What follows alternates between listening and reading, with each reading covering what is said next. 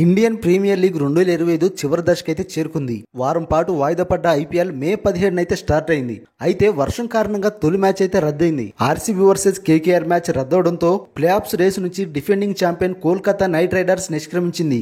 ఇక playoffs రేసులో 6 జట్లు మాత్రమే ఉన్నాయి.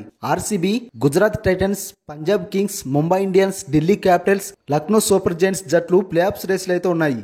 అయితే ప్రస్తుతం జట్లు ఉన్న ఫామ్ ను బట్టి చూస్తే ఆర్సీబీ, పంజాబ్ కింగ్స్ ఫైనల్ కు చేరేలా అయితే కనిపిస్తున్నాయి. అదే జరిగితే ఐపీఎల్ లో కొత్త విజేతను చూసే అవకాశం అయితే ఉంటుంది. ముంబై ఇండియన్స్ బలంగా ఉన్నప్పటికీ ఆ జట్టు ప్లే ఆఫ్స్ కు చేరడం కష్టంగానే కనిపిస్తుంది.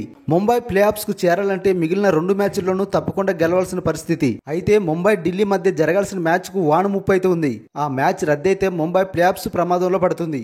ఆర్సీబీ ఇప్పటి వరకు 3 సార్లు ఫైనల్ చేరుకున్నా ఒక్కసారి కూడా టైటిల్ అయితే నెగ్గలేదు. ఇక పంజాబ్ కింగ్స్ 2014లో ఫైనల్ కు చేరుకుంది. మరి ఈ సీజన్ లో ఏ జట్టు ఫైనల్ కి వెళ్తుంది, ఏ జట్టు గెలుస్తుందో కామెంట్స్ బాక్స్ లో తెలియజేయండి. మన ఛానల్ ని సబ్స్క్రైబ్ చేసుకోకపోతే ప్లీజ్ సబ్స్క్రైబ్ చేసి వీడియోని అయితే లైక్ చేయండి ఫ్రెండ్స్. Thank you.